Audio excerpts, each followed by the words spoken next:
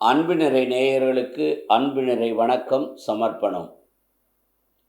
இன்றைய 77வது பதிவாக காற்றின் அவசியம். இந்த பஞ்சபூதங்களில் காற்றானது ஒரு முக்கியமான இடத்தை, அத்தியாவசியமான ஒரு செயல்பாட்டை நாம் பெறுகின்றோம். அவை காற்றினுடைய தகவல்களை பார்க்கின்ற பொழுது காற்றினுடைய வேகம், காற்றினுடைய தன்மை, காற்றினுடைய செயல்பாடுகள், காற்றினால் ஏற்படுகின்ற விளைவுகள், காற்று எந்த விதத்தில் அத்தியாவசியமாக பயணிக்கிறது போன்ற நிலைகளில் நாம் காற்றை பற்றி அறிய வேண்டும். உதாரணத்திற்கு, ஆதியில் இறைவன் மனிதனை உருவாக்கின்ற பொழுது தன் மூச்சை அவனுக்கு விட்டு ஆதாமை உருவாக்கியதாக நாம் பார்க்கின்றோம். ஆகவே நம்மை சுற்றி இந்த வளிமண்டலத்திலே காற்றுகள் பரவி இருக்கிறது. இந்த நிலையில் அந்த காற்றுகள் நம்மை சூழ்ந்திருந்தாலும் நம் மூக்கின் வழியாக செல்கின்ற அந்த சுவாச காற்று அடிப்படை தன்மையை கொண்டு உயிர் வாழ்கின்ற வரையிலும் இந்த மூச்சு காற்று உள்ளே சென்று அதை சுவாசமாக மாற்றி நமக்கு உயிர் அளிக்கிறது. ஆகவே சுவாச காற்று என்பது உயிர் மூச்சு என்பதை அடிப்படையாக கொண்டுள்ளது. ஆகவே நாம் காலையில் எழுந்திரித்து அந்த மூச்சு பயிற்சியை, அந்த சுவாச மண்டலங்களை சரி செய்து கொள்வதற்காக இந்த காற்றின் அவசியத்தை இந்த பதிவிலே நாம் அறிய இருக்கின்றோம். இந்த இயற்கையோடு இணைந்த மனிதன் இந்த தூய்மையான காற்றை அன்றைய காலத்தில் அந்த சூழ்நிலை அமைந்திருந்தது. ஆனால் இன்றைய காலத்தில் அந்த சூழ்நிலையில் அந்த மாசானது காற்றிலே மாசுபட்டு நம் சுவாசத்திற்கு ஏற்ற சங்கடங்களை ஏற்படுத்துகிறது. உதாரணமாக, மரங்களின் வெளிமூச்சு காற்று மனிதனின் உள்மூச்சு காற்றாகும். மனிதனுடைய வெளிமூச்சு காற்று மரங்களின் உள்மூச்சு காற்றாகும். ஆகவே மரத்தின் இலைகள் காற்றில் தாளாட்டினால்தான் மழை தாளாட்டும். ஆகவே காற்றின் அடிப்படை தன்மை என்ன என்பதை பார்க்கின்ற போது நாம் காற்றை பார்ப்பது கிடையாது, ருசிப்பது கிடையாது, அது தன் நிறம் கிடையாது. அது எந்த இடத்தில் இருக்கிறதோ அந்த இடத்தினுடைய வடிவத்தை பெற்றுக்கொள்கிறது. ஒரு காற்றானது காற்றின் ஒரே இடத்தில் இருப்பதில்லை, அது இடம் விட்டு இடம் நகருகிறது.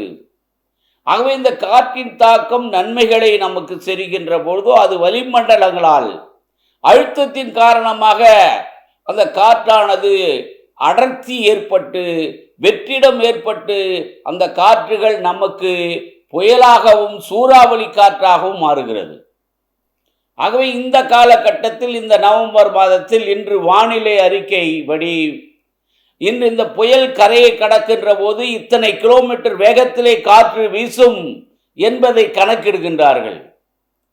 1.5 கிலோமீட்டர் தொலைவில் இருந்து 5 கிலோமீட்டராக அந்த வடிவம் பெற்று 117 கிலோமீட்டர் வேகத்தை அந்த காற்று அடைகின்ற இறுதி எல்லைதான் காற்றானது சூறாவளியாகவும் புயலாகவும் காற்று நம்மை தாக்குகிறது. ஆகவே இப்படி பார்க்கின்ற போது நாம் எல்லாம் கிராமத்திலே நாம் ஏன் மரம் வளர்ப்போம் என்று நம்முடைய மூதாதையர்கள் காட்டை அழிப்பதையும் அல்லது மரங்களை வெட்டுவதையும், மரங்களை நடுங்கள் என்று நமக்கு ஆலோசனை வழங்குவதையும் ஏன் கூறுகிறார் என்றால் இந்த காற்றினுடைய முக்கியத்துவத்தை அறிந்து கொண்டுதான். உதாரணமாக நாம் பார்க்கின்ற போது ஒவ்வொரு மரத்தினுடைய இலைகளும் அந்த சுவாசத்தை, நாம் வெளியிடுகின்ற கார்பன் டை ஆக்சைடை அது ஈர்த்து கொண்டு அது ஆக்சிஜன் தூய்மையான காற்றை வெளிவிடுகிறது. அப்படி பார்க்கின்ற போது வேப்ப மரத்தின் இலைகள் நச்சு வாயுக்களை ஈர்த்து கொண்டு ஒரு தூய்மையான காற்றாக ஆக்சிஜனை அந்த சூழலிலே வெளிப்படுத்துகிறது. உதாரணமாக, அம்மை வார்க்கின்ற போது வேப்ப இலைகளை அந்த கூரையிலே சொருவி வைப்பார்கள். அப்ப வேப்ப மரம் இருக்கின்ற ஒரு இடத்திலே தூய்மையான காற்றை நாம் பெறுகின்ற பொழுது, அதனால்தான் பள்ளி வளாகத்திலும் மற்ற இடங்களிலும் வேப்ப மரத்தை நடுகின்றார்கள். ஏனென்றால் அந்த பகுதியிலே வளம் பெறுவதற்காக, தூய்மையான ஆக்சிஜனை பெறுவதற்காக இந்த வேப்ப மரக்காடுகள் நமக்கு மரங்கள் பயன்படுகிறது. மூங்கில் மரத்தை எடுத்துக்கொள்ள வேண்டும் என்றால், மூங்கில் மரம் அந்த மூங்கில் துளையிட்டு நாம் அந்த மூச்சு காற்றை ஊதுகின்ற பொழுது அதன் உள்ளே சென்ற அந்த மூங்கிலினுடைய தன்மையால் இசையாக வெளிவருகிறது. அப்போ மூங்கில் மரத்துக்கு இத்தகைய தன்மை, அந்த காற்றை வெளியிடுகின்ற போது இசையாக மாறுகின்ற ஒரு வடிவத்தை நாம் பார்க்கின்றோம். அது மட்டுமல்ல, ஒரு தூய்மையான இலை அந்த மூங்கில் மரம்தான் ஆக்சிஜனை அதிகமாக வெளியிடுகிறது. பாருங்கள், ஆக ஒரு காற்றிலே இப்படிப்பட்ட ஒரு நிலைகளை நாம் பார்க்கின்ற போது இந்த மரங்கள் அவசியம் என்பதை நாம் தெரிந்து கொள்ளலாம். அடுத்து அரச காற்று. அரசமலை என்பது மிக வைத்தியமான மூலிகை சம்பந்தப்பட்ட காற்றுகளை, உதாரணமாக கருவறைக்கு தேவையான சக்தியை தருகின்ற ஒரு காற்றையும், அதனால்தான் திருமணத்திலே அந்த அரச மரத்தை சுற்றி வர செய்கின்றார்கள். ஒரு அரச மரம் இருக்கின்ற போது பக்கத்திலே ஒரு வேப்ப மரம் இருக்கும். அந்த வேப்ப மரத்தினுடைய நச்சு காற்றுகளை அதை வெளிப்படுத்துகிறது, கட்டுப்படுத்துகிறது. அது ஆக்சிஜனை தருகிறது. அப்போது ஆலமரமும் இத்தகையான மூலக்கூறுகளை நம் சுவாசம் பெற்று கருப்பைக்கான அந்த காற்றை வளப்படுத்துவதற்கான காற்றை உறிஞ்சுவதால் அது நம் மனித உடலுக்கு மிகப்பெரிய சக்தியை தருகிறது என்று பார்க்கின்றோம். அரச மரம், ஆலமரம் காற்று. இந்த ஆலமரங்கள் வெப்ப காலத்திலே இந்த இலைகள் பசுமையாக இருக்கும். ஒரு இயற்கை உணர்வோடு இயற்கை சக்தியை தரக்கூடிய இந்த ஆலம் இலையினுடைய காற்றுகளை சுவாசிப்பதால் நம் மனதிற்கு ஒரு நெகிழ்வையும் சோர்வையும் நீக்குகிறது. உதாரணமாக அந்த காலத்தில் அரச இலையும் வாழை இலையும் ஏன் சாப்பிடுகிறோம் என்றால், அந்த இலைகள் அந்த தன்மையான ஆக்சிஜனை வெளியிடுவதால் அந்த இலைகள் ஒரு உறுதித்தன்மையை பெறுகிறது அந்த நிகழ்ச்சியிலே. ஆகவே அதன் தன்மையிலே அந்த வாழை இலையிலும் அரச இலையிலும் ஆலை இலையிலும் நாம் உணவை சாப்பிடுகின்ற பொழுது ஒரு விதமான சக்தியையும் பெரிய வலுவையும் அந்த கெட்ட வாயுக்களையும் தடை செய்து நல்ல ஆக்சிஜனை, நல்ல காற்றோடமான ஒரு சூழ்நிலையை பெறுவதை பார்க்கின்றோம். போர்ச இலை. இந்த பூவரசன் இலை என்பது ஒரு புயல்களை தாங்கக்கூடிய ஒரு சக்தியாக மரம் இருக்கிறது. அந்த இலைகள் இதய வடிவிலே இருக்கின்றது. ஆகவே இதயத்திற்கு வேண்டுமான ஒரு சக்தியை, ஆக்சிஜனை அது அதிகமாக வெளியிடுகிறது. அப்போ ஒவ்வொரு இலைகளும் ஒவ்வொரு விதமான அந்த காற்றினை வெளியிடுகிறது என்று நம் முன்னோர்கள் அறிந்துதான் வீட்டில்களிலே பூவரச மரத்தை நடுகின்றார்கள். இன்னும் சொல்ல போனால் குழந்தைகளே அந்த இலையை வைத்து கொண்டு சுருட்டி ஊதுவார்கள், பீப்பு ஊதுவார்கள்.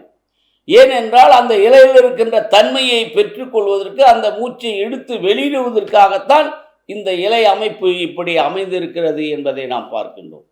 ஆகவே இந்த மரங்களினுடைய இலைகளினுடைய சுவாசம் வெளியிடுதல் இந்த மனித வாழ்விற்கு எப்பேற்பட்ட பயனை அளிக்கிறது என்பதை நாம் தெரிந்து கொள்ள வேண்டும். பனைமரம். இந்த பனைமரத்தினுடைய இலைகள் மிக உயர்ந்திருக்கின்ற பனைமரம் எப்பேற்பட்ட புயல் காற்றும் சூளை காற்றாலும் அந்த விழுவதில்லை. அந்த பனை ஓலைகள் அந்த கருமேகத்தில் இருக்கின்ற காற்றின் தன்மையை ஈர்த்து அந்த பகுதியிலே மழையாக கொடுக்கிறது. அதனால்தான் அந்த காலத்திலே பனை மரங்கள், இலங்கை நாட்டை எடுத்துக்கொள்ள வேண்டும் என்றால் பனை மரங்கள் அதிகம். இன்றுக்குன்றும் சான்றோர்கள், அறிஞர்கள் நிறைய பனைமரங்களை ஏரிக்காவாய்களிலே நடச் சொல்கிறார் என்றால் இத்தகையான மழை பெறுவதற்கான ஒரு வளத்தை பெறுவதற்காகத்தான், இந்த ஈர்ப்பு தன்மையை பெறுவதற்காகத்தான் அந்த பனை மரங்கள் பயன்படுகின்றன.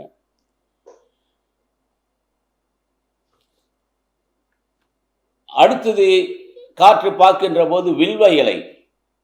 வில்வ இலை என்பது ஒரு மருத்துவ குணமுள்ள ஒரு இலை.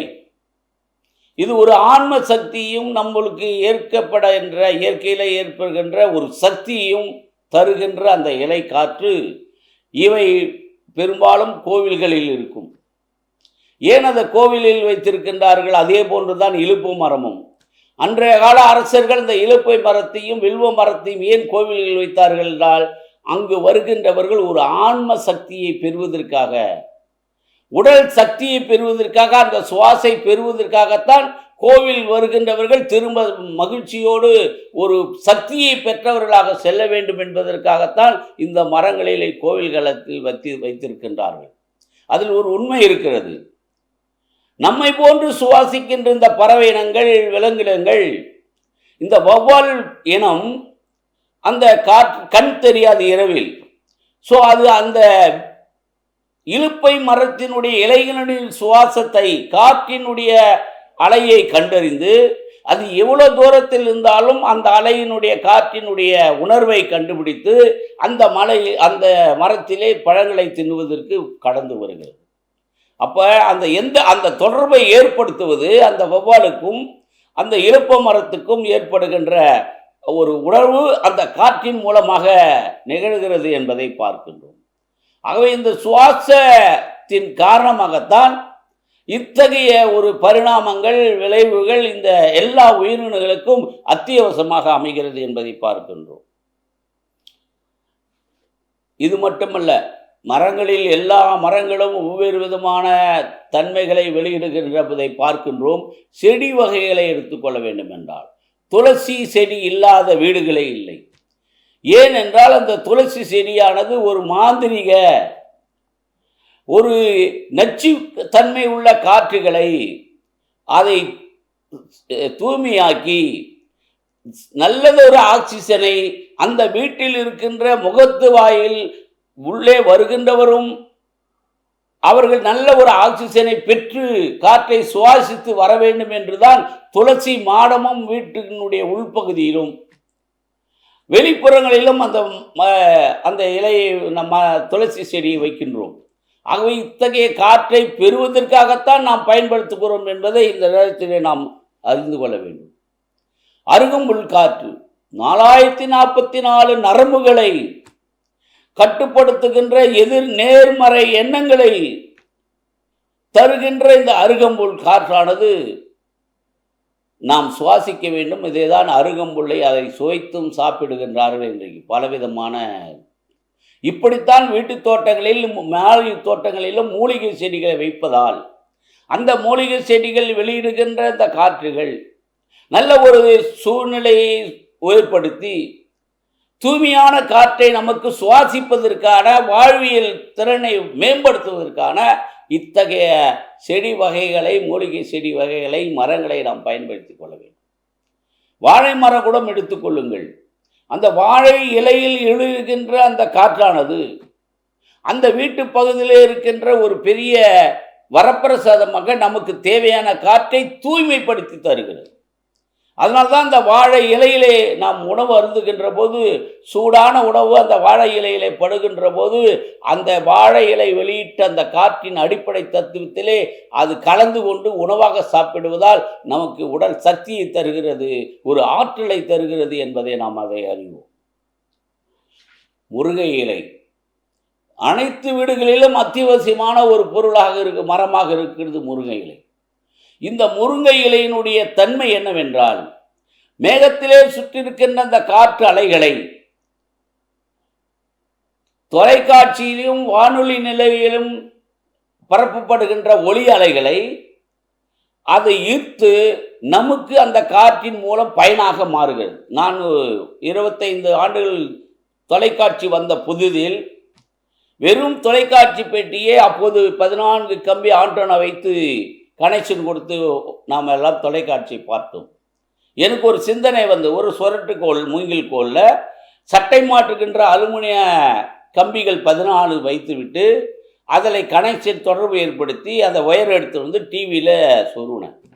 எங்கள் ஊரில் முதல் டிவியை போட்டு ஆண்டனா விலை கொடுத்து வாங்க முடியாத ஒரு சூழ்நிலையிலே சாதாரண அலுமினிய கம்பிகளை இந்த முருங்கை மரத்திலே கட்டி வந்தது. அப்போதுதான் தெரிந்து கொண்டேன், அந்த முருங்கை இலை அந்த பகுதியில் இருக்கின்ற காற்றில் இருக்கின்ற ஒளி அலைகளை ஈர்க்கிறது. அதுதான் நம்ம கண்ணுக்கு ஒரு நல்ல ஒரு மருந்தாக சாப்பிடும். அதே இடத்திலிருந்து நான் உயரமான பஞ்சு மரத்தில் வைத்தேன், ஒன்றுமே வரல படம். அப்போ அந்த இலையினுடைய மகத்துவத்தை நாம் பார்க்கின்ற பொழுது எத்தகையான காற்றை அது வெளியிடுகிறது, நமக்கு பயன் தருகின்ற அந்த சுவாசத்தை தருகிறது என்பதை நாம் பார்க்கின்றோம். இப்படி பலவிதமான மூலிகை செடிகளும் மரங்களும் நமக்கு இந்த காற்றை பயன்படுத்தி தருவதால் காற்றை பற்றி நாம் அறிந்து கொள்வதற்கான பல விஷயங்கள் இருக்கின்றன. காற்றினுடைய திசை எந்த திசை வீசுகிறது என்று அதற்கு பெயர் வைத்திருக்கின்றார்கள். காற்றினுடைய வேகத்தை அறிந்து கொள்ள 1.5 கிலோமீட்டரில் வந்த காற்றால் அது என்ன பெயர், அதனுடைய தன்மை என்ன, இப்படி 5 கிலோமீட்டருக்கு வீதம் வீசுகின்ற இந்த காற்றுகளெல்லாம் வரையறுத்து இறுதியாக 117 கிலோமீட்டருக்கு மேல் வீசுகின்ற அந்த காற்றானது ஒரு புயல் காற்றாகவும் சூறாவளி காற்றாகவும் வருகிறது என்பதை நிர்ணயித்திருக்கின்றார்கள். ஆகவேதான் வானிலை அறிஞர்கள் இப்போது மையம் கொண்டிருக்கிறது சென்னைக்கு 560 கிலோமீட்டர் தூரத்திலே அந்த வளிமண்டலமானது நம்மை கீழ் நோக்கி நம்மை கரையை கடக்க வருகிறது என்ற தகவலை, இத்தனை கிலோமீட்டர் வேகத்திலே அது கடந்து வருகிறது என்ற தகவலை நாம் அறிந்து கொள்கிறோம். அப்ப இத்தகைய காற்றுகள் உள்ளதை நாம் ஏன் இந்த இப்ப காலகட்டத்தில் அந்த காற்றை மாசுபடுத்துகிறோம்? அதனால்தான் இன்று அரசாங்கத்திலே மாசு கட்டுப்பாட்டு வாரியம் என்று இந்த போக்குவரத்து சாதனங்களாலும் எரிமலை பிழம்புகளாலும் ஒரு காட்டு தீ ஏற்படுகின்ற விளைவுகளாலும் அந்த காற்றில் இருக்கின்ற அந்த நிலைகள் மாசுபடுகின்றன. ஒரு போக்குவரத்து வண்டி அதிகமான புகைகளை கக்கி கொண்டு செல்கிறது என்றால் அந்த இடத்தில் இந்த காற்று மாசுபடுகிறது. டில்லியிலே சில ஆண்டுகளுக்கு முன்னாடி காற்றில் மாசுபடுத்துவதால் சுவாசத்திற்கு இடைஞ்சல் ஏற்படுகிறது என்று என்னென்ன நம்பர் உள்ள இந்த கார்கள் திங்கக்கிழமை வந்தால் இந்த பயணத்தில் அந்த நாளில் அந்த இடத்துல இந்த வேற கார்கள் வரக்கூடாது, வீட்டில் வச்சிடணும் என்ற ஒரு கட்டுப்பாடை கொடுத்து அந்த காற்றை மாசுபடுத்துவதற்கான நிலைகளை செய்தார்கள். ஆகவே நாம் இருக்கின்ற ஒரு சூழ்நிலையில் நகரத்தில் இருக்கின்ற பொழுது இந்த காற்றுகள் மாசுபடுகின்ற தொழிற்சாலைகளாலும் கழிவுப் பொருட்களுடைய துர்நாற்றத்தாலும் இவைகள் மாசுபடுகின்ற ஒரு நிலையை இன்றைய சூழலில் நம் வீட்டிலும் சரி, நம்முடைய சமூகத்திலும் சரி, நம்முடைய தெருக்களிலும் சரி இந்த காற்றை மாசுபடுத்துகின்ற ஒரு நிலையை தவிர்க்க வேண்டும். அதனால தான் அரசாங்கம் ஒவ்வொரு குப்பைகளையும் எடுத்து குப்பை வண்டிகள் ஏற்று அதை சுத்திகரிப்பு செய்கிறது. ஆகவே அந்த காற்று மாசுபடுகின்ற ஒரு நிலையை தவிர்த்து நாம் எப்போதும் விழிப்புணர்வாக இருந்து கொள்ள வேண்டும் என்பதற்குத்தான் இந்த தலைப்பை நாம் பார்க்கின்றோம் செய்யணும்.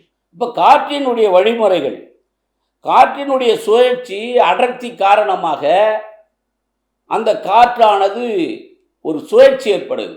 உதாரணமாக விவிலியத்திலே செங்கடலை அந்த பாலஸ்தீனிலிருந்து அந்த இஸ்ரேல் மக்களை மீட்டு கொண்டு வருகின்ற போது செங்கடலை பிரிப்பதற்கான ஒரு வெப்ப காற்றை உருவாக்கி அந்த வெப்ப காற்றின் மூலமாக அந்த நீரே இரண்டாக பிரிந்து நின்றது. ஆகவே நம்ம இடத்திலே பார்க்கின்ற போது அந்த தென்மேற்கு பருவக்காற்று, வடகிழக்கு பருவக்காற்று, பாலை நிலக்காற்று, பள்ளத்தாக்குகள் என்று வர காற்று, இவைகள் இந்த காற்றின் தன்மையை அதனுடைய வேகத்தை பொறுத்து மாறுபடுகிறது.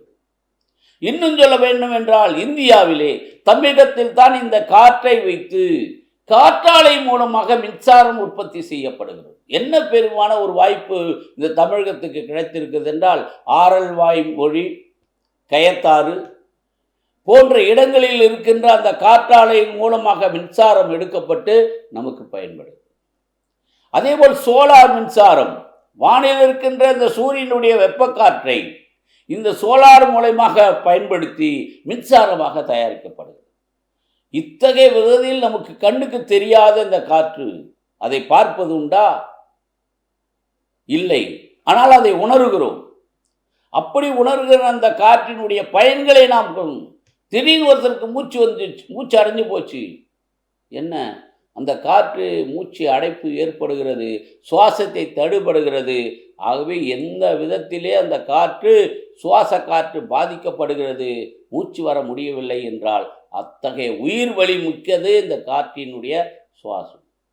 ஒரு விதத்திலே சற்று ஒரு மாதங்களுக்கு முன்னால் ஒரு குழந்தை, 2 குழந்தையை, ஒரு தாய் 2 குழந்தையை பெற்றெடுத்தாள். ஒரு குழந்தை உயிருடன் வெளியே வந்தவுடனே அது சுவாசத்தை பெறுகிறது. தாயின் வயிற்றில் இருக்கின்ற போது பெற்றுக்கொண்ட அந்த சுவாசத்தால் உயிர் பெற்று அது குழந்தையாக பிறக்கின்ற பொழுது அது முதலாக அந்த மூச்சை பெறுகிறார். அப்போ அந்த காற்று கொடுத்த உடனே அந்த குழந்தை சத்தமில்லைனால் அதை தட்டுகிறார்கள். அப்போது ஒரு எடுத்துப்பட்டு அந்த மூச்சு உள்ளே சென்ற உடனே அது கத்துகிறது, உயிர் நிலை பெறுகிறது. அப்படி ஒரு குழந்தை இறந்து விட்டதாக அந்த மருத்துவர்கள் 2 குழந்தைகள் ஒன்று இறந்து விட்டார்கள் என்று கூறுவார். ஆனால் அந்த தாய் பாருங்கள், என் வயிற்றில் இருக்கின்ற போது 2 குழந்தைகளும் உயிராக இருந்ததை நான் நினைவு கூர்ந்தேன், எனக்கு தெரியும். ஆனால் மூச்சு இல்லை என்று இந்த குழந்தை இறந்து விட்டாக சொல்லுகிறீர்கள். அந்த அந்த முதல் குழந்தை உயிரிழக்கத்தை பெற்றுக்கொண்டு அந்த குழந்தையை கொண்டாருங்கள் என்றார்கள். டாக்டர்கள் மருத்துவர்கள் இறந்து விட்டது என்று சொன்னாலும் அந்த குழந்தையை தாய் தன்னோடு மார்போடு அணைத்து கொண்டு அந்த அந்த அந்த மூக்கின் வழியாக ஒரு சுவாசத்தை ஏற்படுத்தினார். அந்த சூட்டின் காரணமாக அந்த குழந்தை மூச்சு பெற்று உயிர் வந்தது. அப்போ கத்தன உடனே எல்லாரும் குழந்தை தான், உயிருள்ள குழந்தை தான் அழுகுதுன்றாங்க. அப்புறம் பார்த்தா இந்த குழந்தையும் உயிருடன் பாருங்கள். ஆகவே இந்த சுவாசம் என்பது இறந்தவர்கள் என்ற போது இறந்த பின்னும் கட்டை விரலினுடைய கட்டை விரலின் காரணமாக அதில் ஒரு சுவாசம் நடைபெறுகிறது என்கிறார்கள். ஆகவே இந்த இதயத்திற்கு நுரையீரலுக்கு செல்லப்படுகின்ற இந்த சுவாச காற்று நாம் பயன்படுத்துகின்ற இடங்களிலும் சூழ்நிலைகளும் இந்த காற்றின் தன்மையை உணர வேண்டும். ஏதோ போக்குக்காக வாழறோம், மூச்சு விடுறோம் போனது இல்லை. இன்னும் சொல்ல வேண்டுமென்றால் நம்முடைய தியேட்டர்களிலும் வீடுகளிலும் என்ன செய்கின்றார்கள், அந்த நம்மளுடைய வீட்டுகளிலும் தியேட்டரில் நம்முடைய திரையரங்கிலும் போகின்ற போது ஒரு 500 பேர் ஒரு திரையரங்குனா நாம் விடுகின்ற காற்று ஆக்சிஜன் இது வெப்ப காற்றாக அது கார்பன் டை ஆக்சைடாக நாங்கள் வெளியிடுகின்ற போது அந்த காற்றினுடைய வெப்பத்தினால் அது லேசாக ஆகி மேலே செல்கிறது. அப்போ மேலே செல்வதால் ஏற்படுகின்ற இடத்தை அடைப்பதற்கு குளிர்ந்த காற்று உள்ளே வருகிறது. அதுக்கு என்ன செய்கின்றார்கள், அந்த வென்டிலேட்டரை வைத்திருக்கின்றார்கள். சமையலறையிலே ஒரு வென்டிலேட்டர் ஏன் வைத்திருக்கின்றார்கள், சமையல் செய்கின்ற போது அந்த சூடான காற்றானது மேல் நோக்கி சென்று அது வெளியில் செல்ல வேண்டும். ஆகவேதான் வீடுகளிலே கூட கட்டுகின்ற போது அந்த காற்று வருவதற்கான மேல்நிலையிலே வைக்கின்றார்கள். கூரை வீடுகள் இருக்கின்ற பொழுது அது அந்த கட்டுகின்ற போது அந்த காற்று வெளியிடுவதற்கான வழிவகை செய்கிறார்கள். இன்று 4 செவுத்துக்குள் அடைத்து வைத்துவிட்டு ஜன்னல் இல்லாமல் இருக்கின்ற போது நாம் தூங்குகின்ற போது விடுகின்ற காற்றானது அது சூடாக அது வெப்பமாகி மேலே செல்வில்லாமல் திரும்பவும் உள்ளே சூழ்ந்து கொண்டு இருப்பதால் தான் அந்த காற்றை நாம் திரும்பவும் சுவாசித்து நமக்கு நோய் வருது. சுவாச உறுப்புகளுக்கான நோய்கள் வருவதற்கு காரணம் நாம் மூச்சு விட்ட அந்த காற்றை வெப்ப காற்றை வெளியிடாமல் அதை வெளியேற்றாமல் இருக்கிற சூழ்நிலையை. அப்போ நாம் ஒவ்வொரு நாளும் நாம் வாழ்கின்ற வீட்டிலும் சரி, நம்மளுடைய உடல் தகவமைப்பிலும் சரி, இந்த காற்றை எப்படி பயன்படுத்துகிறோம் என்பதை சிந்திக்க வேண்டும். ஆகவே காற்றின் அவசியத்தை நாம் அறிந்து கொள்கின்ற நிலையிலே ஒவ்வொரு சூழ்நிலைக்கு ஏற்ற அந்த காற்றை மாசுபடுவதையும் காற்று தூய்மையான காற்றுகளை பெறுவதை பார்க்க வேண்டும். நான் ஒரு விதத்திலே மூங்கில் மரத்துக்கு அடியிலும் அந்த இலுப்ப மர இடத்திலும் அந்த சுவாசை பெறுவதற்காக நான் சென்று அதை சுவாசத்தை பெற்றேன். ஒரு அருமையான தூக்கம். அந்த மரத்தினுடைய இலைகள் அசைக்கின்ற போது ஏற்படுகின்ற அந்த தூய்மையான காற்று நம் உடல் சோர்வையை தவிர்த்தது என்பதை நான் அனுபவித்தேன். ஆகவே இத்தகைய சூழல்களில் நாம் மரம் வளர்ப்பதை, மரம் வெட்டுவதை தவிர்த்து வாழ்நாளில் உங்களுடைய பயணத்திலே மரம் நடுபவர்களாக நட்டவர்களாக இருக்கு. பிறந்து ஒரு நாள் உணவு வாழ்ந்ததுக்கு ஒரு மரமோ ஒரு செடியை வைக்காத ஒரு மனிதன் இருக்கக்கூடாது என்பதை இந்த தலைப்பின் வாயிலாக அழுத்தம் திருத்தமாக சொல்கிறேன். நான் பல இடங்களில் பணி செய்துகின்ற போது தொண்டு நிறுவனங்களிலும் நம்மளுடைய ஃபாரஸ்ட் நிறுவனங்களிலும் இருந்து இலவச மரக்கன்றுகளை பெற்று கொடுத்து அந்த பள்ளிகளிலே 3000 ஒரு வட்டாரத்திட்டால் 3000 கன்றுகள் வளர்ந்து நட்டு. நான் மரத்தினுடைய பிரியன், மரத்தை நேசித்தவன், செடி கொடிகளை நேசித்தவன். நான் இருக்கின்ற இடத்திலே மூலிகை செடிகளையும் இப்பேற்பட்ட மரங்களையும் நட்டு என்னையே தகுதியாக்கி கொண்டவன். அதன் அடிப்படையிலே நான் பெற்ற அனுபவத்தை உங்களோடு நேரடியாக இதை பகிர்கின்ற பொழுது, நல்ல காற்றை, சுவாசமிக்க ஒரு காற்றை நாம் இருக்கிற இடங்களிலே சுவாசித்துக் கொள்ள வேண்டும் என்பதை இந்த நேரத்தில் நான் பகிர்ந்து கொள்கிறேன். அன்பார்ந்தவர்களே, காற்றினுடைய தன்மைகள் 72% அந்த காற்றிலே ஆக்சிஜன் இருக்குது, 79% கார்பன் டை ஆக்சைடும், 21% ஆக்சிஜனும், 0.9% அந்த காற்றில் 4% மற்ற பிற வாயுக்களும் கலவைதான் ஒரு காற்றாக இருக்கிறது. ஆகவே இத்தகைய காற்றில் நாம் இத்தனை சதவீத ஆக்சிஜனை பெற்றுக்கொள்கிறோம். அந்த மர இலைகள் 29% உள்ள அந்த கார்பன் டை ஆக்சைடு எடுத்து அதை சுவாசித்து அது நமக்கு நல்ல காற்றாக அமைக்கிறது. AQ/1 என்ற காற்றினுடைய தன்மையும் ஈரப்பதத்தையும் அளகின்ற ஒரு அளவு குறியீடும் இருக்கின்றது. காற்றின் தன்மையின போவது தென்றல் காற்று. தென்றல் காற்றேன் ஒரு பாடல் கூட இருக்குது. தென்றல் காற்றுகள் தெற்கு திசை நோக்கி வீசுகின்ற காற்றுகள் தென்றல் காற்றும் என்றும், வாடை காற்றுகள் என்பது வடக்கு நோக்கி வீசுகின்ற காற்று என்றும், கொண்டல் காற்றுகள் என்பது கிழக்கு நோக்கி வாசுகின்ற காற்று என்பதும், மேலக்காற்று என்பது மேற்கு நோக்கி வீசுகிற காற்று என்றும் நாம் இதை அறியலாம். ஆகவே இந்த மே மாதத்திலே அனல் காற்று என்று சொல்வார்கள். எதிர் திசையிலே அந்த அனல் காற்று நம்மை எதிர்நோக்கி வீசும். சைக்கிளில் செல்லுகின்ற போது அந்த காற்று வீசுவதோ நம்மளால் மூச்சு எடுத்து செல்வதை நாம் பார்க்கின்றோம். ஆகவே இத்தகையான அனல் காற்றுகள், பாலை காற்றுகள், குளிர்ந்த காற்றுகள் இந்த நவம்பர் மாதத்திலே பொருத்தமாக இருக்கிறது. நமக்கு தென்றல் காற்றிலும் காற்றினுடைய ஈரப்பதம் அதிகம் இருப்பதால் ஏற்படுகின்ற விளைவுகளை நாம் அனுபவிக்கின்றோம். ஒரு விதத்திலே பல ஆயிரம் ஆண்டுகளுக்கு முன்னால் இன்று நம்மளுடைய திருநாமலை தீபம் கொண்டாடுகின்றோமே, தீபம் மலையிலே ஏற்றி, இதுபோல் 7 பெருமலைகளில் தீபம் ஏற்றி மக்கள் வழிபட்டார்கள். அதில் ஒரு உண்மை இருக்கிறது. என்ன வெகுவான உண்மை? அந்த தீபத் மலையிலே தீபம் ஏற்றுகின்ற பொழுது அல்லது அந்த தீபம் கொடியேற்றினாலிருந்து மக்கள் அங்கே கூடுகை செய்கின்ற போது அவர்களுடைய மூச்சு காற்றானது வெப்பமாகி மேலே செல்கிறது. அப்ப அந்த வெற்றிடை நிரப்பதற்கு நிலத்திலிருந்து இந்த காற்று அதை படிப்படியாக அந்த இடத்தை நிரப்புகிறது. அப்ப நிலக்காற்றுகள் நிரப்பனுடன் நிலத்தில் காற்று ஆனது வெற்றிடம் ஏற்படவே அந்த கடலில் இருக்கின்ற காற்றுகள் நம்மை நோக்கி கடலிலிருந்து இங்கு வருகின்றது. ஆகவே வெப்பத்தின் தன்மையால் அந்த கடலில் ஏற்பட்ட காற்றானது வெப்பமாகி மேலே செல்வதால் அந்த இடப்பத்திற்கு நிறைவு செய்கின்ற வர்ற அந்த குளிர்ந்த காற்று ஒரு சுழற்சி ஏற்படுகிறது. அந்த சுழற்சி ஏற்பட்டு வளிமண்டலமாக மாறி அது அடர்த்தியின் தன்மையாக காற்றானது புயலாக உருவாகி கரையை கடக்கிறது. இப்படித்தான் அந்த தீபம் ஏற்றுகின்ற பொழுது அந்த தீபத்தின் ஒளி அந்த எரிகின்ற போது அங்கு இருக்கின்ற அந்த காற்றுகள் சூடாகி மேலே செல்வதால் அல்லது மக்கள் அந்த இடத்திலே பயணங்கள் செல்வதால் பல லட்ச மக்கள் அவருடைய சுவாச காற்றுகள் வெப்பத்தால் மேல் நோக்கி செல்வதால் இந்த வெற்றிடத்தை நிரப்புவதற்காக காற்று கடலிலிருந்து அது குளிர்ந்த காற்றாக மேகங்களாக உருவாகி மழை பெய்யும். அதனால்தான் திருவண்ணாமலை தீபம் ஏற்றினால் மழை வரும் என்று சொல்கிறார். இது இந்த தத்துவத்தின் அடிப்படையில் அதை இன்று வரை அந்த மலையிலே தீப கடவுளாக இறைவனை போற்றி புகழ அவருடைய அருளை பெறுவதற்கு இந்த மழையை பெறுவதற்கு இப்படி ஒரு நிகழ்வு என்று நம்முடைய முன்னோர்கள் தெரிவித்தார்கள். அவை காற்று எந்த விதத்தில் நாம் பயன்படுத்தி கொள்கிறோம். காற்றுக்கு எடை உண்டு. சாதாரண ஒரு போக்குவரத்து சாதனம் செல்கிறென்றால் அந்த காற்றை உள் செலுத்தி அதனுடைய தன்மையால் தான் நகர்வு செய்கின்ற இந்த பேருந்துகளை பார்க்கின்றோம்.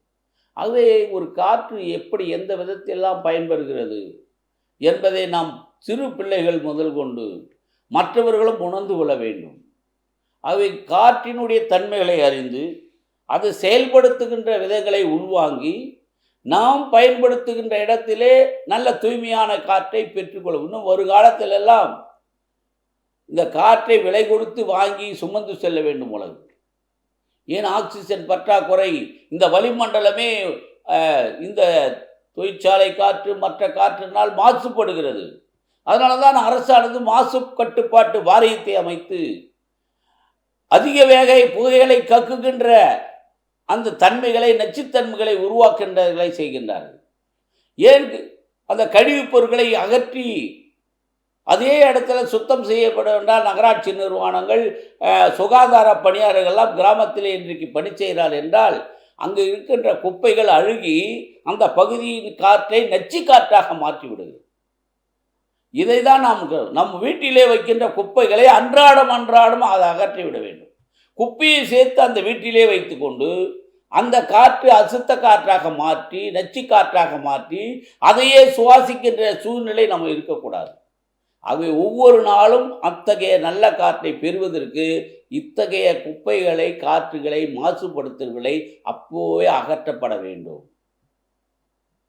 பாருங்கள், ஆகவே எந்த அளவில் நாம் அதை விழிப்புணர்வு இருக்க வேண்டும் என்பதற்குத்தான் இந்த காற்றை நாம் பயன்படுத்துகிறோம்.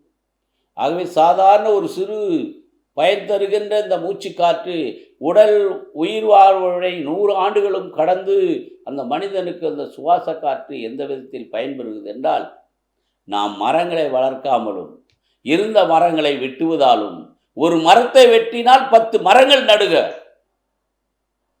ஏன் நமக்கு மட்டுமல்ல, நம்மை சுற்றி இருக்கின்ற ஜீவராசிகள், உயிரினங்கள் அத்தனையும் சுவாசத்திற்காக ஒரு மரம் எந்த அளவிற்கு அதனுடைய காற்றை, தூய்மையான காற்றை வெளிப்படுத்து, அதுவும் விதவிதமான அந்த காற்றுகளை, ஆக்சிஜன் காற்றுகளையும், நச்சுத்தன்மைகளை அழிக்கின்ற காற்றுகளையும், ஆன்மீகத்தினை ஏற்படுகின்ற காற்றிலும், மூச்சுத்திணறல் ஏற்படுவதற்கான ஒரு நிலைகளையும் ஏன் ஏற்படுத்துகிறார்கள்? ஒரு விதத்திலே மயக்கமடைந்து ஒரு விதத்தினால் கும்பல் சூழ்ந்து எல்லாரும் வந்துடுவாங்க. உடனே என்ன செய்கிறார்கள்? அனைவரும் விலக்கி விட்டு அவருக்கு காற்றோட்டம் உள்ளதை உருவாக்குங்களே என்கிறார். நம் கூட வீடுகளிலே எந்த நேரமும் ஜன்னலை மூடி வைத்திருக்கின்றோம். காற்று உள்ளே வரட்டும், வெளிச்சம் உள்ளே வரட்டும். இந்த சிந்தனையின் பார்வையிலே இந்த காற்றோட்டத்தை இந்த மாதத்திலே, நவம்பர் மாதத்திலே பலவிதமான காற்றுகளை அறிகிறோம், பயன்படுகிறோம். ஆபத்துகளிலிருந்தும் தப்பித்துக் கொள்வதற்கான வழிவகைகளையும் இன்று வானிலை ஆராய்ச்சி நிறுவனம் இந்த காற்று இந்த வேகத்தில் இந்த திசையை வந்து நோக்கி கொண்டுகிறது. சுனாமி ஏற்படுகின்ற போது ஏற்பட்ட அந்த சூறாவளி காற்று எப்பேற்பட்ட பேருந்துகளையும் கட்டிடங்களையும் மரங்களையும் அடித்து தள்ளி கொண்டு எப்பேற்பட்ட ஒரு நஷ்டத்தையும் ஒரு ஒரு செயலாக நமக்கு ஒரு துன்பத்தை தந்தது. ஆகவே இந்த காற்றினுடைய வலி என்பது இந்த 5 பூதங்கள் தருகின்ற அந்த காற்று, ஒளி, வெப்பம் இவைகளெல்லாம் பயன்படுகின்ற போது அந்த காற்றின் தன்மைதான் இன்னைக்கு இந்த உலகத்திற்கே அஸ்திவாரம். ஏன் வாடி மண்டலத்திலே ஓட்டை விழுந்து விடுகிறது? ஓசோன் படலம் படுது ஒரு வளிமண்டலத்திலே ஒரு போரை போல இருக்கிறது. அதை தற்காத்து கொண்டு நம்ம இந்த காற்றானது அது வளிமண்டலத்திலே அழுத்தத்தின் காரணமாக, அடர்த்தியின் காரணமாகும் அந்த வெற்றிடத்தை நிரப்பதற்கான சுழற்சி முறையில் ஏற்பட்டு அந்த காற்றானது இடத்திற்கு இடம் மாறுபடுகிறது. அந்த தன்மைகள் வெவ்வேறு நிலைகளை அது மாற்றம் கொண்டு வெவ்வேறு தன்மைகளை பெறுகிறது. அதற்கு சுவை கிடையாது, ஆனாலும் காற்றினை உணர்கிறோம். இப்படித்தான் காற்றை நாம் ஊதுகின்ற போது, உதாரணமாக வீட்டில் இருக்கின்ற ஒரு நம்மளுடைய அம்மாக்கள் அந்த காலத்தில் அடுப்பங்கரையிலே சோறு ஆக்கின்ற போது ஒரு ஊதாங்கோலை பார்த்திருப்பீர்கள். அந்த ஊதாங்கோலில் என்ன செய்கிறோம்? அந்த ஊதாங்கோலில் நம்முடைய வாயால் காற்றை ஊதுகிறோம். அந்த காற்றானது ஊதி அந்த எரிசக்தியை எரிய வைக்கிறது, நெருப்பை எரிய வைக்கிறது. சாதாரணத்தில் அப்படியே இருந்துட்டு அந்த காற்று வருமா? வராது. ஒரு உணவு இருக்கிறது, சூடாக இருக்கிறது, சாப்பிட முடியல, கரண்ட் இல்லை, விசிறியை பயன்படுத்தினார். அதுவும் பனை ஓலை விசிறி. அதனுடைய தன்மையை பாருங்கள். அந்த பனை ஓலை விசிறியால் விசிறுகின்ற பொழுது அந்த இடத்திலே அந்த வெப்பத்தை அது தணிக்கிறது. அதே விதத்தில் அந்த பனை ஓலையில் வீசுவதால் ஏற்படுகின்ற காற்று நம் உணவுக்கு ஒரு பெரிய மருந்தாகவும் மாறும். ஆகவே காற்று என்பது நமக்கு ஒரு மருந்தாகவும் நம் சுவாசத்துக்கு அடிப்படை உயிராகவும் ஒரு மூச்சாகவும் இருப்பதை இந்த நேரத்தில் தியானிங்க. ஆகவே ஒவ்வொரு மரங்களை நம்ம வீட்டில் மரம் இல்லாமல் வாழை மரம் இருக்கிறது, முருங்கை மரம் இருக்கிறது, நம்முடைய வெளிப்புறங்களிலே கோயில்களிலே போகின்ற போது விழு மரம் இருக்கிறது, இலுப்ப மரம் இருக்கிறது. இப்படிப்பட்ட மரங்கள் எல்லாம் ஏதோ அந்த காலத்தில் ஏதோ மரம் நட்டுட்டாங்கன்னு சொல்லாதீங்க. அந்த மரத்தினுடைய இலைகளை நாம் சுவாச வேண்டும். திருமணம் ஆன பிற்பாடு அரச மரத்தையும் அந்த அரச மரம் இருக்கின்ற பொழுது வேப்ப மரத்தையும் இணைத்து வைப்பார்கள். ஏன் அரச மரம் வேப்ப மரம் வைத்திருக்கின்றார்கள்? அந்த தம்பதியர்கள் அதை சுற்றி வருகின்ற போது வேப்ப மரம் நம்மிடம் அந்த பகுதியில் இருக்கிற நச்சு பொருட்களை, நச்சு வாயுக்களை அது ஈர்த்து கொள்கிறது. அப்போது ஆக்சிஜனை வெளியிடுகிறது. அப்போது அந்த அரச மரத்தை சுற்றுகின்ற போது அரச மரத்தினுடைய இலையினுடைய காற்றுகள் நம் உடல் சுவாசத்தின் மூலம் சென்று அந்த கருவறைக்கான வளர்ச்சியை கொடுக்கிறது. இன்னும் பெண்கள் சம்பந்தப்பட்ட மாதவிடாய்களை சுழற்சி முறையில் சரியான முறையிலே ஏற்படுவதற்கான அந்த காற்றை அதுதான் தருகிறது. இதை நாம் புரிந்து கொள்ளும். ஏதோ முன்னோர்கள் போய் சுத்த சொன்னாங்கன்னு சொல்லக்கூடாது. ஒவ்வொரு செயல்களும் நிலைகளும் இதை நாம் செயல்படுத்துவதற்கான காரணங்களாக அமைத்திருக்கின்றார்கள் என்பதை இந்த தலைப்பின் கீழ் நாம் அறிய வேண்டும். நீங்கள் பயிற்சி பெறுங்கள். இன்னொன்று சொன்னார்கள், வேப்ப மரம் 100 ஆண்டுகள் கடந்த ஒரு வேப்ப மரத்தை அதன் அடியிலே நின்று அதன் மரத்தை தொட்டு கையாலே நீங்கள் அந்த மூச்சை இழுத்து உள்வாங்க வேண்டுமா. இது எனக்கு ஒரு பெரியவர் சொன்னார். அப்போது அந்த வேப்ப மரத்திற்கு இருந்த காற்றுகள் நமக்கு ஒரு அமைதியை ஏற்படுத்தி நம் நினைவு சக்தியை இது நேர்மறை எண்ணங்களை உருவாக்கி நம்மளுடைய சிந்தனைக்கு ஒரு வலுவை தருகிறது. மரங்கள் இலைகள் பேசும். நீங்கள் செடியை வளர்க்கிறீர்கள் என்றால், நான் ஒரு பண்ணைக்கு போயிருந்தேன், மரக்கன்றுகள் இந்த மூலிகை சென்று. அப்போதான் அவர்கள் சொன்னார்கள், இப்போ தான் குழந்தை பிறந்துங்க, குழந்தைய தொடாத, குழந்தைய ஆட்டாத என்று அந்த வளர்த்த நாற்றங்காலை ஒரு குழந்தையாக பாவித்து அதை வளர்த்து அதை மரங்களாக உருவாக்குவதற்கு எத்தனையோ பேர் இன்றைக்கு எத்தனையோ தன்னார்வ தொண்டர்கள் இலவசமாக இந்த மரக்கன்றுகளை வழங்குகின்றார்கள். திருமணத்தின் போது கூட இத்தகையான செடிகளையும் மரக்கன்றுகளையும் வழங்குகின்றார்கள். ஏன்? அந்த மரக்கன்றுகளை நம் வீட்டில் வைத்து நம் வாழ்க்கைக்கு தூய்மையான ஒரு சக்தி மிக்க ஒரு காற்றை சுவாசம் கொள்வதற்காகத்தான் இந்த சூரியனிலே இந்த மரக்கன்றுகள் நமக்கு வழங்கப்படுது. ஆகவே நம்மளுடைய ஆதியிலே பார்க்கின்ற போது இந்த உயிர் மூச்சானது கடவுள் மனிதனுக்கு உட்செலுத்தி அந்த மனிதனுடைய உயிரை உருவாக்கி மனிதனை உருவாக்கியது போன்று அன்றிலிருந்து இன்று வரை அந்த சுவாச உறுப்புகள் மூலம் அந்த குழந்தை தாயின் கருவிரலையே அந்த மூச்சை பெற்று வளர்ந்து மண்ணில் பிறந்ததிலிருந்து அந்த மூச்சு காற்றை உள்வாங்கி சுவாசித்து இத்தனை ஆண்டுகள் நாம் பயணித்து மூச்சு நின்று போச்சுன்னா உயிர் போச்சு. என்ன பாருங்கள். ஆக அந்த இறுதி வரை அந்த மூச்சு நாம் சுவாசம் செய்து கொண்டே இருப்பதால் தான், அது தொடர்ச்சியான ஒரு நிகழ்வாக இருப்பதால் தான் காற்று ஏதோ புயல் காற்று, அந்த காற்று, தென்றல் காற்று என்று நினைத்து கொண்டிருக்கிறோம். ஆனால் தூய்மையான காற்றை நாம் எங்கேயாவது சென்று மரத்தடியிலே நின்று நம் வாழ்நாட்களில் நம்ம இளமை பருவங்களில் குழந்தை பருவங்களிலே நம்மளுடைய உடல் இயக்கத்தை உடலினுடைய உயிரோட்டத்தை செயல்படுத்துவதற்கான காற்றை பெற வேண்டும். அதனால்தான் இன்னைக்கு சுற்றுலா தலங்களிலும் மற்ற இடங்களிலும் செல்லுகின்றோம் என்றால் அந்த இடத்தில் இருக்கின்ற மரங்கள் செடிகள் கொடிகள் சார்பாக அந்த காற்றை சுவாசிப்பதற்காகத்தான்.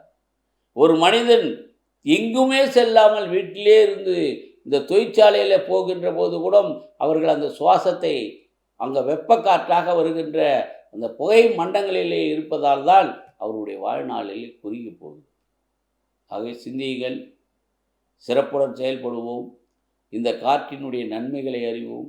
ஒவ்வொரு நாளும் நம்முடைய அந்த காற்றை நம்முடைய அந்த பிரபஞ்ச நேரம் என்று சொல்கின்றார்களே 3 மணியிலிருந்து 5 மணி வரை, அப்போது இந்த இயற்கை உலகம் விழித்து கொள்கின்ற நிலையில் அந்த சூரியனுடைய சக்தியிலிருந்து வருகின்ற அந்த காற்றும் அந்த காலை பொழுதில் வருகின்ற அந்த காற்றை நாம் சுவாசிக்கிறோம். படுத்த பிற்பாடு 8 மணிக்கு எழுந்திரிக்கத்தா ஒன்றும் புண்ணியம் இல்லை. அதனால தான் 3 மணிக்கு எழுந்திருக்கிறவள் ஞானி. ஏனென்றால் அந்த 3 மணிக்கு வருகின்ற அந்த இயற்கை காற்றை சுவாசிப்பதற்காக. 4 மணிக்கு எழுந்திருக்கலாம் அறிவாளி, 5 மணிக்கு எழுந்திருக்கின்றவர்களாம் மனிதர்கள், 6 மணிக்கு எழுந்திருக்கலாம் கழுதைகள், 7 மணிக்கு எழுந்திருக்கலாம் எருமாடு, 8 மணிக்கு எழுந்திருக்கலாம் பன்றி என்று சொன்னால் அந்த உணர்வுகள் வருமா? ஆகவேதான் பிரபஞ்ச நேரத்தில் 3 மணியிலிருந்து 5 மணி வரை நம்முடைய உடல் உறுப்புகள் இயங்குகின்ற 2 மணி நேரத்துக்கு ஒவ்வொரு உறுப்புகளும் இயங்குகின்ற நேரமாக வரையறுத்திருக்கின்றார்கள். ஆகவே அந்த தருணத்தில் நம் நுரையீரல் சுவாச பயிற்சிக்காக அந்த காலை பொழுதிலே அந்த காலை காற்றை, சூமியான காற்றை உள்ளிழுத்து வெளியிடுதல், ஒரு மூக்கை அழுத்தி ஒரு மூக்கால் காற்றை மூச்சிழுத்து வெளியிடுதல், இன்னொரு மூக்கு துவாரத்தை அடைத்து இன்னொரு கால் மூச்சு விடுதல், இப்படி இந்த மூச்சு பயிற்சியை செய்வதால் நம் உடல் செல்கின்ற அந்த மூச்சு காற்றானது நம் உடல் இயக்கத்திற்கு, சுவாசத்திற்கு மிகப்பெரிய பலனை தருகிறது என்பதை இந்த நேரத்திலே கண்டு உணர்வோம். ஆகவே மாசு கட்டுப்பாட்டு வாரியம் நமக்கு அரசாங்கம் செய்து கொடுத்திருந்தாலும் நாம் ஒவ்வொருவரும் நாம் வீட்டிலும் நம்முடைய சமூகத்திலும் இந்த துர்நாற்றம் உள்ள நச்சுக்காற்றுகளை அகற்றுவதற்காக மரங்களை நடுவோம், மழை பெறுவோம், மூலிகை செடிகளை வைப்போம், பலன்களை நாம் பெறுவோம் என்பதை இந்த நேரத்தில் இது புரிந்து கொண்டு இந்த காலகட்டத்திலே இந்த காற்றின் மாசுகளை தடுத்து சுவாசத்திற்கு அடிப்படையான ஜீவராசிகளுக்கு, அனைத்து ஜீவராசிகளுக்கும் அந்த சுவாசத்தினுடைய தன்மை அறிந்து அந்த காற்றிலே அதை கண்டுபிடித்து அந்த விலங்குகள், பறவைகள் எப்படி பயன்படுத்துகிறதோ நமக்கு அடிப்படையான அந்த காற்றை நாம் தூய்மைப்படுத்தி செயல்படுத்த வேண்டும் என்பதை இந்த நேரத்திலே நான் உங்களோடு பகிர்ந்து கொள்வதில் பெரும் மகிழ்ச்சி கொள்கிறேன். ஒரு மனிதன் அதிக நாள் வாழ்கின்றார் என்றால் அவனுடைய உடல் உறுப்புகள் இயக்குவதற்கு அடிப்படை காரணம் தூய்மையான காற்று தான்.